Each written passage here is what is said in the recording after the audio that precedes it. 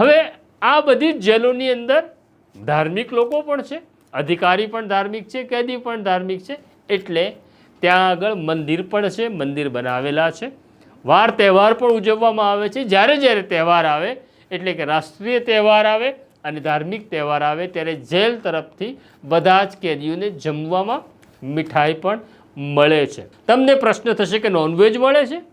તો હા, નોનવેજ મળે છે, પણ એ જેલ દ્વારા પૂરું પાડવામાં આવતું નથી રોજના ભોજનમાં. એ તમારે જેલની એક કેન્ટીન છે ત્યાંથી તમારે ખરીદવું પડે છે. હવે પ્રશ્ન એવો છે કે ખરીદવું પડે છે તો પૈસા ક્યાંથી લાવવાના? તમારો પ્રશ્ન સાચો છે. તો હવે જે કાચા કામના કેદી છે કે જેઓ જેલમાં કામ કરતા નથી તે પોતાના ઘરેથી દર મહિને 2000 રૂપિયા મની ઓર્ડરથી મંગાવી શકે છે. અને જે પાકા કામના કેદી છે એટલે જેમને અદાલતે સજા કરી દીધી છે એવા કેદી છે ત્યાં તેઓ અલગ અલગ કામ કરે છે.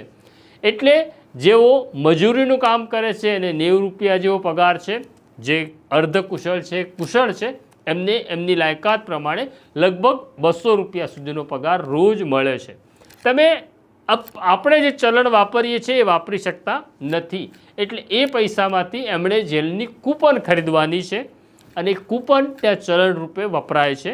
ત્યાં આગળ જેમ આપણે મોલમાં જઈએ છીએ એવી ત્યાં એક કેન્ટીનની વ્યવસ્થા છે, ત્યાંથી તેઓ બધી વસ્તુ ખરીદી શકે છે, ખાણીપીણીની વસ્તુ ખરીદી શકે છે, બિસ્કિટ ખરીદી શકે છે, ટૂથપેસ્ટ ખરીદી શકે છે, તેલ ખરીદી શકે છે અને કેન્ટીનમાંથી તમે જમવાનું પણ ખરીદી શકો. તમને એવું લાગે કે આજે મને જેલે જે જમવાનું આપ્યું એ નથી પસંદ તો કંઈ વાંધો નહીં, જેમ આપણે રેસ્ટોરન્ટમાં જઈએ એવી કેન્ટીન હોય છે, ત્યાંથી તમે પાલક પનીર પણ ખાઈ શકો છો ને ત્યાંથી તમે ચિકન પણ ખાઈ શકો છો. પણ આ નોનવેજ તમારે ખરીદવું પડે છે તમારી કૂપનના આધારે.